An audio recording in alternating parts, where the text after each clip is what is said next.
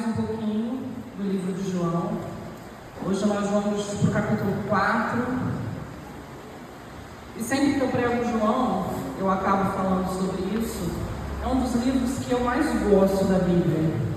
A gente tem aí 4 evangelhos. E o livro de João, ele foge totalmente do modelo, dos outros 3. E ele tem os seus motivos para isso.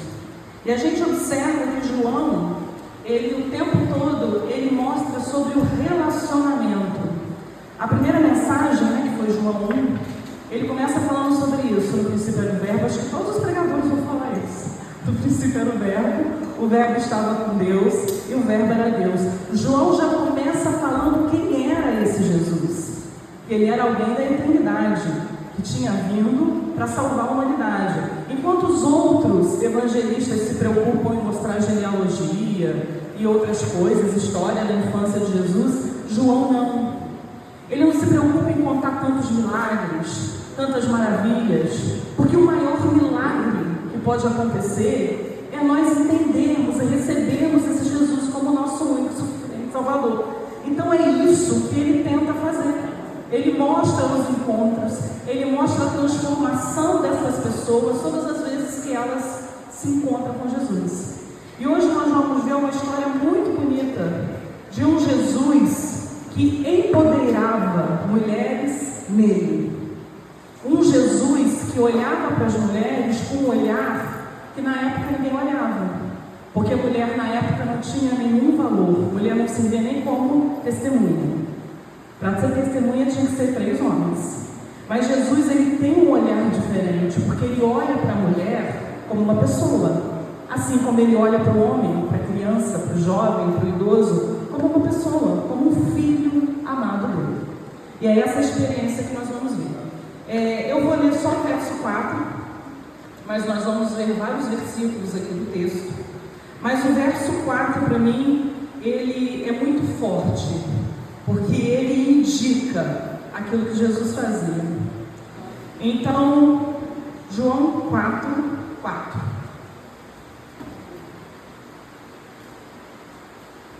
Era nessa versão mesmo que eu li. E diz assim: e era-lhe necessário passar por Samaria.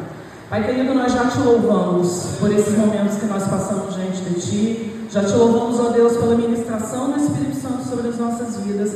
E pedimos, Pai, permaneça conosco, para que a Tua vontade seja ministrada essa noite sobre os Teus filhos. Para que a Tua vontade, ó Deus, o Teu querer, o Teu propósito se cumpra sobre as nossas vidas. Nós oramos no nome de Jesus. Queridos, eu gosto muito desse texto, porque era-lhe necessário passar por Samaria. Jesus, ele se movia por propósitos. Jesus se movia profeticamente. Jesus não entrou naquele lugar porque ele não tinha para onde ir. Jesus não entrou naquele lugar porque ele errou o caminho. Ele não entrou naquele lugar porque ele quis cortar caminho. O texto é muito claro. Era necessário. E sempre que é necessário, Jesus está presente. Jesus está fazendo aquilo que é necessário. Irmão, ser necessário nem sempre é o que a gente quer, mas se é necessário, é o melhor para as nossas vidas. E a gente precisa entender isso e viver esse processo do é necessário. Havia algo para acontecer naquele lugar, havia uma história para ser contada até em nossos dias. Havia algo para nós aprendermos com este era necessário. Eles estavam vindo, iam para outro lugar, mas eles poderiam ter dado a volta, porque os judeus não entravam em Samaria. Alguns pastores já devem ter contado isso para vocês, alguns pregadores, mas eu vou repetir, caso alguém não conheça a história. E a repetição, ela é necessária. Nós temos 4 evangelhos repetindo a história de Jesus, então a repetição faz parte. Os samaritanos, eles eram um povo misturado. A primeira vez que eu preguei essa palavra, eu tinha saído de um contexto religioso e ela ministrou muito sobre a minha vida. E ministrou por causa dessa separação que os judeus faziam com os samaritanos. A história é antiga, era um povo só, e depois de Salomão, o filho dele tomou a atitude errada, e vocês vão ler a história, para vocês se informarem mais, só vou dar um resumão. E aí o povo rachou, ficou de um lado Judá, de outro lado Israel. O problema é que Deus sempre levanta profetas. E vamos entender que profetas não é só aquele que diz, é isso que te digo. João era profeta, João apontava, João indicava, João orientava. Então os profetas eram levantados para indicar o caminho, para falar para o povo: vocês estão errados, vem para cá, volta para a presença de Deus. E algo que Deus sempre fala desde o início era sobre idolatria. Idolatria é algo que nós não levamos a sério, porque a gente acha que idolatria está ligada a objeto. Idolatria está ligada a emoções, está ligada a sentimentos. Você pode idolatrar pessoas, você pode idolatrar coisas, você pode idolatrar status, você pode idolatrar posição.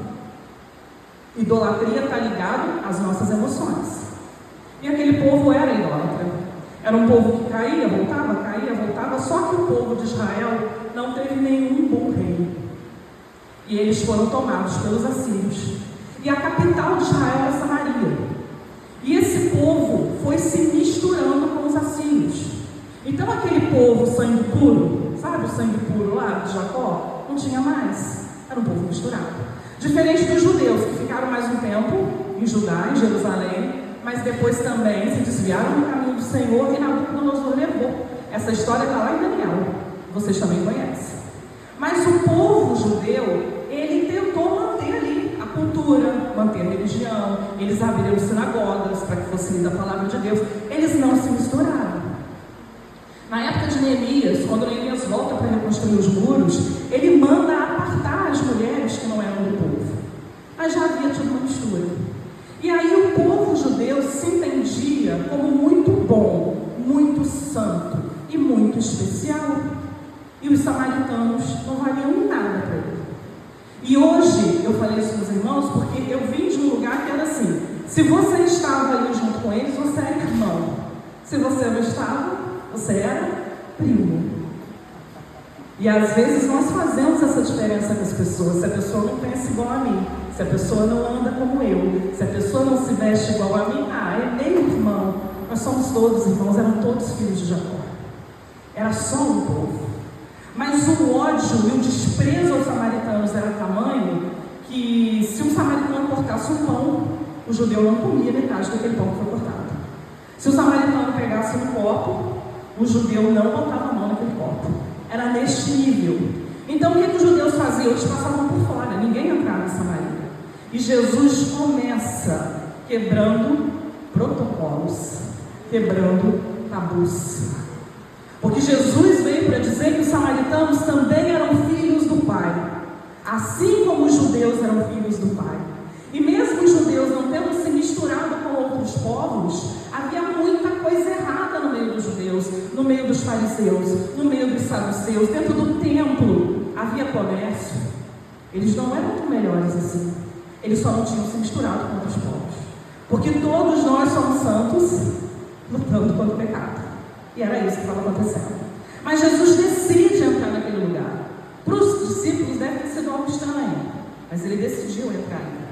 E ele entra porque era necessário. E no verso 6 diz que ele para numa fonte.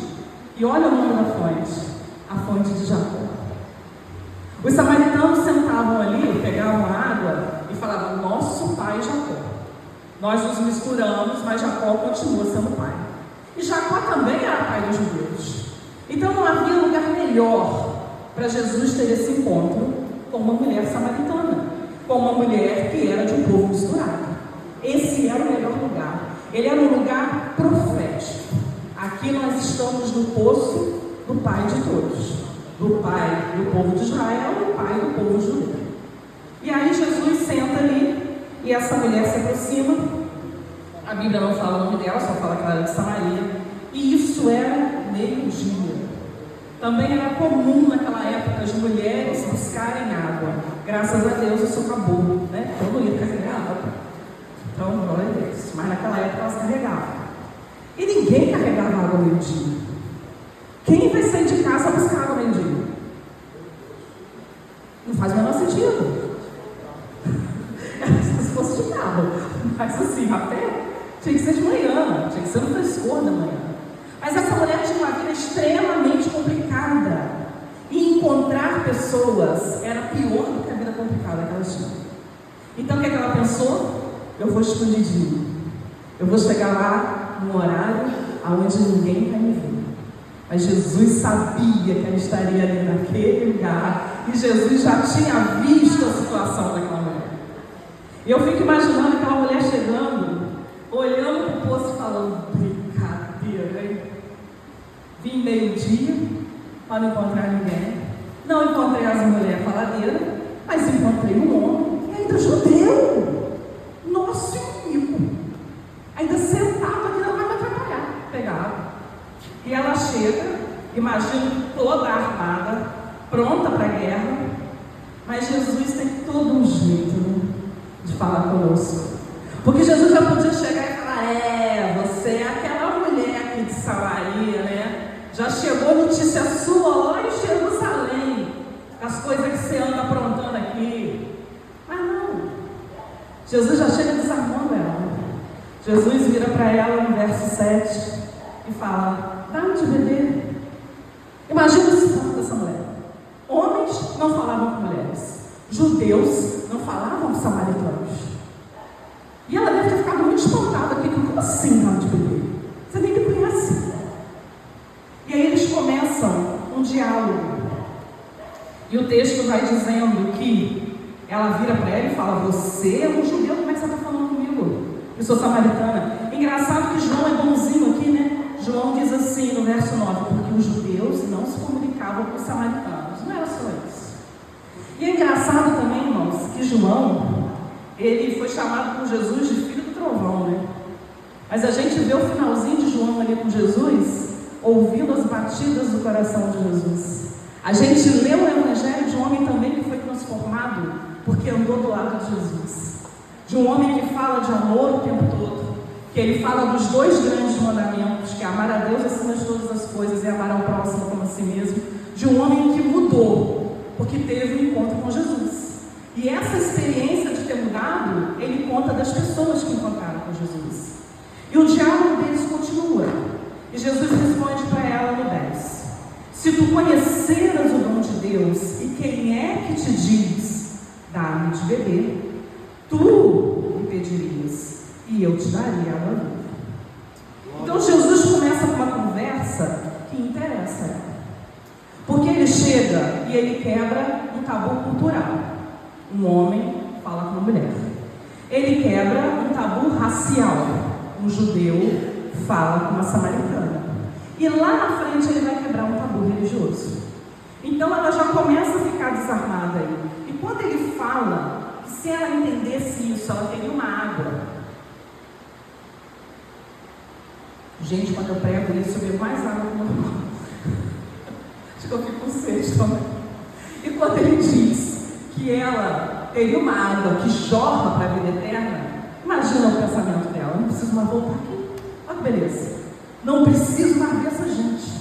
Não preciso mais ver o povo apontando o dedo, cochichando a meu respeito, porque agora eu tenho uma água que salva a vida eterna. Eu quero essa água.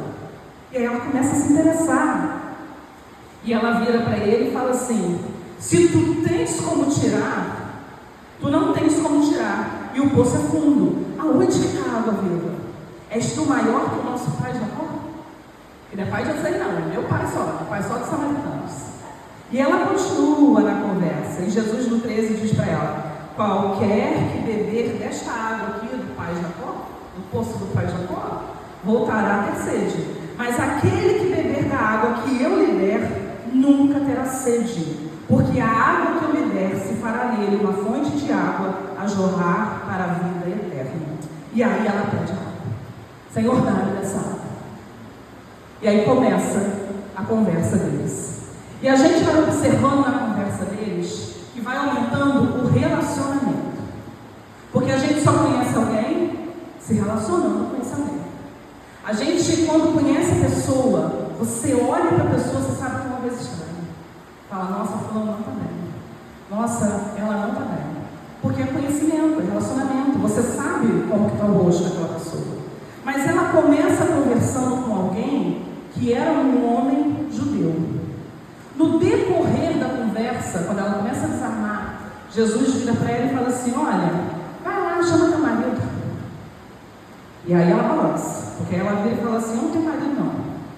E ele fala: disseste bem, você já teve 5, e o que está agora com você não é teu marido. Na hora que ele começa a falar da vida dela, das feridas dela, porque, irmãos, aquela mulher não estava naquela situação apenas porque ela queria. Ela tomou decisões erradas, movida por emoção, movida por desconhecimento, movida por interferências, eu não sei porquê. Quem sou eu para julgar essa mulher que Jesus viu que era necessário entrar lá e falar com ela? Eu não sou ninguém para julgar essa mulher. Eu só sei que ela tomou decisões erradas. Mas não foi para isso que Jesus foi se encontrar com ela. Jesus foi se encontrar com ela para dizer o seguinte: olha, as coisas velhas se passaram, e eis que tudo se fez novo. Eu tenho um novo caminho para você, eu tenho uma nova vida para você. Foi para isso que Jesus entrou naquele lugar. E essa quantidade de relacionamentos que não vingavam deixa muito claro que havia um vazio dentro dela que só Jesus podia resolver. Porque, irmãos, quando Jesus não preenche esse vazio, todos nós temos esse vazio. Nós nascemos com o tamanho certinho para Jesus habitar em nós. E quando nós não permitimos que Jesus habite em nós, nós vamos jogar este vazio em outras coisas que nunca vão nos preencher. Tudo aquilo que nós colocamos no lugar de Jesus é um tipo de idolatria. Está querendo preencher as nossas emoções, os nossos sentimentos. Mas nunca vai ser suficiente, satisfatório, porque é um lugar para Jesus estar. E Jesus começa a ensinar isso para ela. E aí ela para de ver Jesus apenas como um homem judeu. E ela começa a olhar ele diferente, porque ela fala assim: veja que és profeta. Você não é daqui, porque o povo daqui sabe, mas você não é daqui. Eu vejo que tu és profeta, então se tu és profeta, eu vou aproveitar a oportunidade e vou fazer umas perguntinhas. E aí elas continuam conversando. O diálogo vai aumentando. E aí nesse diálogo deles, ela já estava querendo a água. Depois ela descobriu que ele era profeta. E aí ela faz a pergunta, que era a questão religiosa. Ela vira para ele e fala assim: Senhor, vejo que és profeta. No 19. Nossos pais adoram nesse monte, que é o Monte Gerizim. E vocês, os judeus, dizem que tem que adorar em Jerusalém. Onde que nós devemos adorar? E aí começa aqueles textos, é um texto maravilhoso, né? Que nós ouvimos e falamos muito. E Jesus diz para ela: mulher, crê-me que a hora vem em que neste monte, nem em Jerusalém, adorareis ao Pai. E aí lá no 23 ele diz: mas a hora vem, e agora é, em que os verdadeiros adoradores adorarão o Pai em espírito e em verdade. Porque o Pai procura os tais que assim o adoram. Quando ele dá essa palavra para ela, ela na sequência fala assim: tu és o Messias. Você é o Messias que os profetas falaram. Você é o Messias que João Batista está apontando. Você é o Messias. Ela identifica o Messias. Ela entende: a minha vida agora vai mudar, porque eu encontrei alguém que vai dar rumo para a minha vida. Então ela começa conhecendo Jesus, homem judeu. Ela acha que ele é profeta. E conforme o relacionamento aumenta, ela vai entendendo que ela está falando com o Messias. E Jesus nos dá aqui uma orientação, ele nos dá um ensinamento muito bom sobre o lugar aonde adorar. Às vezes nós nos preocupamos muito em que lugar adorar. Bem, eu estou na igreja, hoje eu vou levantar a mão, amanhã eu não vou, hoje eu vou me soltar mais, amanhã eu não vou. Não é isso que Jesus está falando. Jesus está falando de quem deve ser adorado e como deve ser adorado. Porque a nossa vida precisa ser uma vida de adoração. E Jesus está dizendo para ela: olha, a sua vida não é uma vida de adoração, mas a partir de agora, que a água viva está fluindo de dentro de você, a tua vida vai ser uma vida de adoração. Agora, por onde você passar, essa água que eu estou te dando, ela vai saltar, ela vai transbordar, ela vai alcançar um outro que também dá para sede. É isso que Jesus está tentando explicar para ela. E isso tem que ser algo que nós precisamos viver. Nós precisamos viver essa vida de adoração. essa vida de estar preocupado em como adorar. Irmãos, a adoração, ela é algo que só existe se nós estivermos com Jesus dentro de nós, porque nós só adoramos aquilo que está dentro de nós. Se Jesus não faz parte da nossa vida, se Jesus não é o nosso foco, nós não temos essa vida de adoração. Então a gente vê que Jesus despertou nela uma simpatia, uma curiosidade, uma necessidade, uma consciência, um sentimento religioso. Jesus está dando treinamento de evangelização aqui, de como você abordar pessoas, de como você chegar em pessoas, sem julgamento, sem apontar o dedo, ouvindo, tendo compaixão. Porque ter empatia hoje é bonito de falar, mas às vezes a gente não tem compaixão. E Jesus teve tudo isso com ela. E nesse encontro, que ela começa a chamar ele de Messias, e ela entende com quem ela está falando, a atitude dela muda. Porque o texto continua dizendo que ela larga o cântaro para trás. O cântaro, todos os dias de manhã, quando aquela mulher pegava no cântaro, ela lembrava da dor dela. Ela lembrava da vergonha dela. Ela sabia o percurso que ela ia fazer. Ela sabia o peso que ela ia carregar. E ela sabia que tudo aquilo era porque ela tinha tomado decisões erradas no decorrer da vida. Mas naquele momento ela entendeu. A partir de agora eu posso tomar novas decisões. Eu posso tomar um novo caminho. Eu posso mudar de percurso. Então ela larga o cântaro para trás. E ela faz algo que os discípulos não fizeram. Os discípulos foram à cidade, 12 homens, comprar comida para 13 homens. Eu não sei se não está escrito na Bíblia, né, gente? Eu estou dizendo, pode ser que tivesse mais gente, mas vamos supor. Eram 12 homens para comprar pão para 13 homens. Né? Um carregou 2 pães. E só. E quando chegaram, eles olharam assim, Jesus, está tendo papo com samaritana. Jesus não está bem, ele está com muita fome. Ele não está o seu juízo perfeito. Mas ela não. Ela tem um encontro com Jesus, ela entende que encontrou o Messias, ela entende que a vida dela agora é outra, que vai ser uma vida de adoração. Ela larga aquilo que trazia dor, aquilo que trazia ferida para ela, aquilo que trazia vergonha para ela, porque agora a minha vergonha eu entrego. Eu não carrego mais ela comigo. E ela vai à cidade e ela traz a cidade com ela. E ela chega diante dos homens e ela não tem mais vergonha de quem ela foi, porque agora ela é outra pessoa, ela se encontrou com Jesus. A vida dela mudou. Ela não é mais aquela mulher samaritana, agora ela é a mulher que mora em Samaria e que tem uma vida nova. E a maneira como essa mulher fala deve ser algo muito forte, porque eles vêm atrás dela. Ela chama eles e fala: olha, eu encontrei o Messias. 20, 29. 20 vede um homem que me disse tudo quanto tenho feito. Porventura não é este Messias? 30. Saíram, pois, da cidade e foram ter com ele. E no 39 diz assim: e muitos dos samaritanos daquela cidade creram nele pela palavra da mulher que testificou, disse-me tudo quanto tinham feito.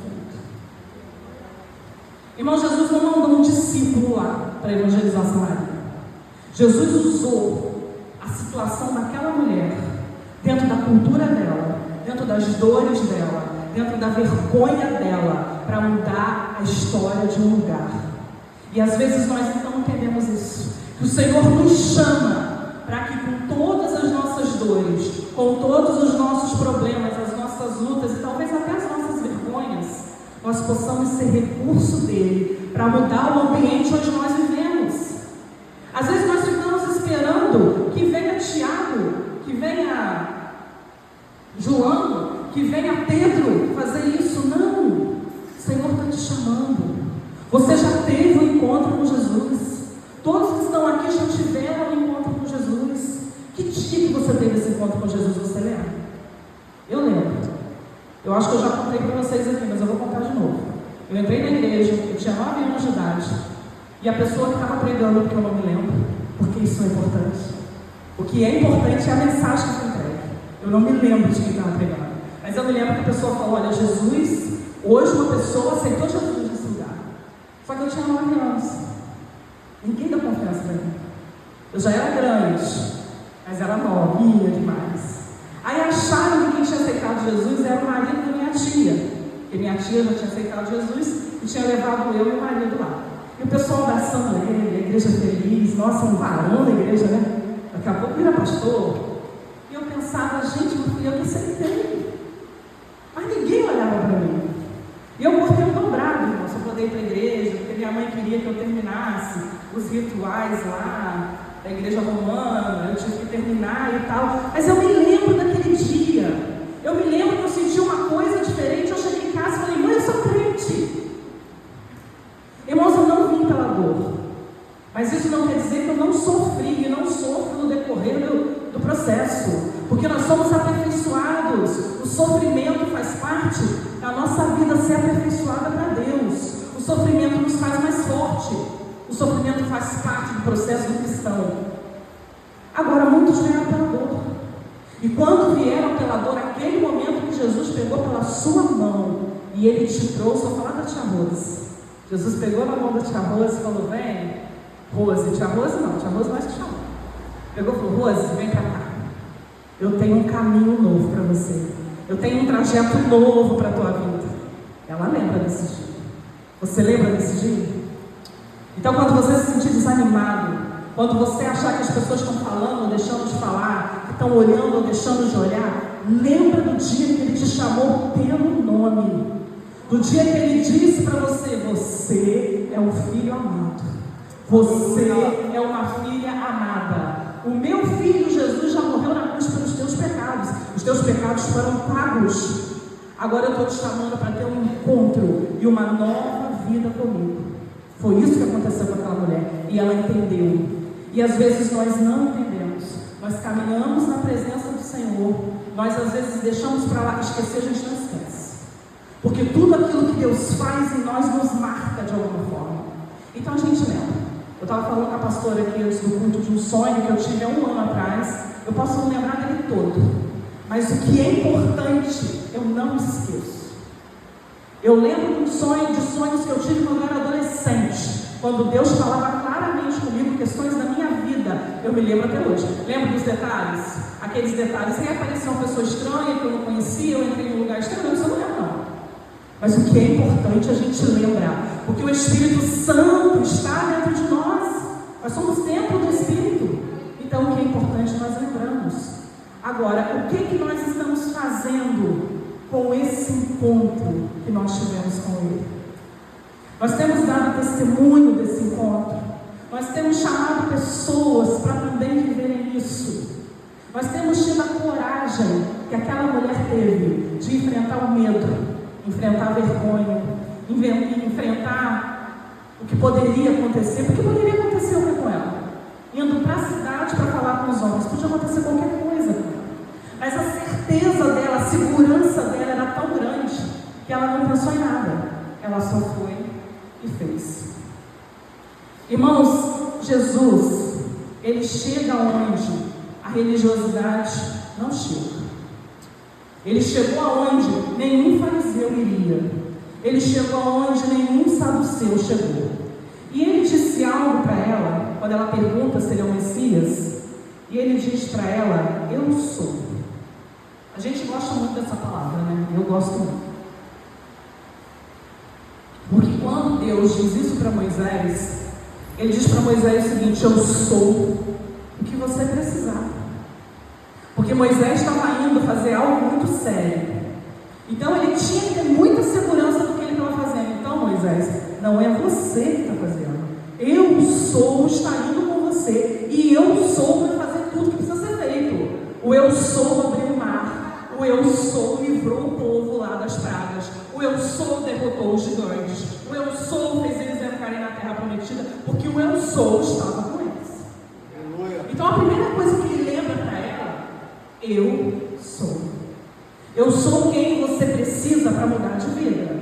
Eu sou quem você precisa para deixar a vergonha para lá, que ela largou o cântaro para lá. Eu sou quem você precisa para mudar de nome, para mudar de identidade, para ter ainda a identidade que eu, Jesus, estou te dando. Porque Jesus muda a nossa identidade, irmãos. Ele nos dá uma nova identidade. Quando nós descemos as águas do batismo, quando nós nos definimos a nossa identidade, agora a identidade de Cristo, as coisas velhas passaram, esquece as coisas velhas. Que elas sirvam apenas de aprendizado, elas não norteiam a nossa vida. O que passou não norteia a nossa vida. O que norteia é o que nós vivemos a partir do momento que nós estamos em Cristo. E o livro de João, irmãos, Jesus fala: eu sou 7 vezes. Os irmãos já viram isso? Nos encontros, em alguns momentos, Jesus diz: eu sou o pão da vida, eu sou a luz do mundo, eu sou o pastor, eu sou a porta, eu sou a ressurreição e a vida, eu sou o caminho e eu sou a videira verdadeira. Isso só no livro de João. Em cada situação, os pastores ainda vão continuar pregando aí, os irmãos vão ver que em algum momento algum pastor vai falar isso. E aí Jesus disse: eu sou o pão da vida, eu sou a porta, é o único lugar que você tem para entrar. Não existe atalho. O único lugar que nós temos para entrar é através da porta, que é Jesus. Eu sou o bom pastor. A gente nunca está sozinho. Por mais que você ache que você está sozinho, Ele é o bom pastor. Ele sempre está conosco. Ele é a luz do mundo. Não importa o ambiente que você vive, o ambiente que você trabalha, o ambiente onde você foi gerado, porque Ele é a luz. Se você está com Ele, a luz está com você. Aonde você chegar, o ambiente vai mudar, porque a luz chegou com você. Ele é a luz do mundo. Ele é o pão da vida. Ele dessedenta e sacia a nossa água, porque Ele é a água da vida e Ele é o pão da vida. Ele, naquele momento, para ela, Ele era a fonte de águas vivas, que saltava para a vida eterna. Quando nós estamos com Jesus na nossa vida, não importa o que a gente está passando, a nossa fé nos fortalece, porque a gente sabe que Ele vai nos sustentar, que a gente vai enfrentar o processo e a gente vai sair vitorioso dele, porque nós não passamos por ele sozinho. O pão da vida, a água da fonte da vida nos acompanha. Então eu não vou passar fome, eu não vou passar sede. Ele vai prover, Ele vai me preservar. E eu estou falando de fome e sede física, espiritual, emocional, afetiva, financeira. Não sei qual é a fome e sede. Talvez você esteja sentindo hoje, mas Ele disse que Ele é o pão, que Ele é a água que vai saciar e vai dessedentar, vai tirar a sede da tua alma. Você não vai precisar preencher a tua vida com outras coisas, com pessoas, com situações, porque Ele vai preencher a tua vida. Ele é a ressurreição e a vida. Eu já falei aqui também que quem nasce uma vez morre 2 vezes, mas quem nasce 2 vezes só morre uma, porque Ele é a ressurreição. Essa é a promessa para as nossas vidas. Ele é a ressurreição, Ele é a vida. Se nós estamos em Cristo, nós temos vida. Ele é o caminho. Essa mulher entendeu quem era o caminho. Ela entendeu que ela estava agora no caminho e a vida dela mudou. Irmão, Jesus foi em Gadara libertar um homem endemoniado e não ficou lá para evangelizar ninguém. O cara queria ir atrás dele e falou: não, rapaz, agora a responsabilidade é sua. Você vai evangelizar esse povo que você conhece. Você vai mostrar para esse povo que depois que você teve um encontro comigo, você não é mais o mesmo, eu vou com você mesmo. A responsabilidade é tua. Não está com o outro, não. E com ela foi a mesma coisa. A Bíblia não cita mais se Jesus entrou em Samaria ou não, mas ele sabia que era-lhe necessário. Então ele entrou, fez o que tinha que fazer e a vida daquela mulher mudou, porque ela ficou aberta a esse relacionamento com Jesus. Jesus, Ele é humano e humilde, Ele valoriza as pessoas, Ele não faz acepção de pessoas. O mundo faz. O mundo nos olha, as pessoas nos escaneiam pela roupa que nós estamos, pelo peso que nós estamos, pela cor do cabelo que você tem. Mas Jesus não. Jesus, Ele nos ama. Jesus atrai e dá atenção às pessoas. Ele gera conexão e diálogo, mas conexão e diálogo só acontece se você quiser se relacionar com Ele. Mas Ele está aberto para o relacionamento. Ele apresenta propostas reais de mudança. E às vezes as pessoas dizem assim: ah, você é crente, você não pode não, né? Eu falei: posso. Todas as coisas naquele que me fortalece. Mas todas as vezes que eu cumpro o princípio dele, eu sei que ele está me preservando de algo que quem não cumpre não tem. Então, eu tenho essa tranquilidade. Posso sim. mas eu não faço por decisão, porque eu sei que quando eu faço, eu quebro o princípio. Então a nossa vida muda a partir disso. Ele confronta em amor, sem acusar e sem julgar ninguém. E Jesus, ele é o nosso exemplo. Ele foca na essência da adoração. Ele apresenta o Redentor de forma pessoal e relacional. Jesus, ele veio para se relacionar conosco. Deus, quando ia ao Jardim do Éden, ele ia se relacionar com Adão, com Eva. Eles que abriram mão disso. Mas Jesus, ele quer se relacionar conosco. Ele muda a nossa vida, então ele muda as nossas prioridades. E aí eu pergunto para os irmãos: qual é o resultado do encontro de Jesus na sua vida? O que mudou na sua vida depois que você encontrou Jesus? Você está no processo? Não mudou nada? Você não entendeu o que tem que mudar? Essa mulher entendeu. Com uma conversa. Ela estava tão ferida, tão machucada. Ela não tinha encontrado ninguém, nem que a ouvisse. E quando Jesus fala com ela, ela entende o recado. E às vezes, irmãos, nós precisamos estar machucados para começar a ouvir mais a voz de Deus. Então, se a gente sabe disso, que quando as nossas emoções estão ruins, quando nós estamos mais sensibilizados, começa a ouvir a voz dele quando você está bem. Não espere entrar em luta, não fica caçando uma luta, uma dor, uma ferida para ouvir a voz de Deus, não. Ouça a voz de Deus no louvor. Vocês cantaram aqui, eu anotei, pedi a última frase. Aí vocês me falam, né? Mas o louvor dizia assim: em resposta a ti, a oração, me render a ti, faltou outra frase, em adoração. Essa é a resposta. Em resposta a ti, a oração, me render a ti. Então, eu acredito que vocês já aceitaram Jesus, mas vai ter um momento de oração aqui, você fica à vontade para vir aqui, mas se renda a Ele, tome uma atitude. Toda vez que você tem um encontro com Jesus, tem uma ação, tem uma mudança de vida, tem uma mudança de rumo. Se renda a Ele e tenha uma vida de adoração, como? Em espírito e em verdade. Amém, queridos? Que Deus abençoe vocês. Aleluia.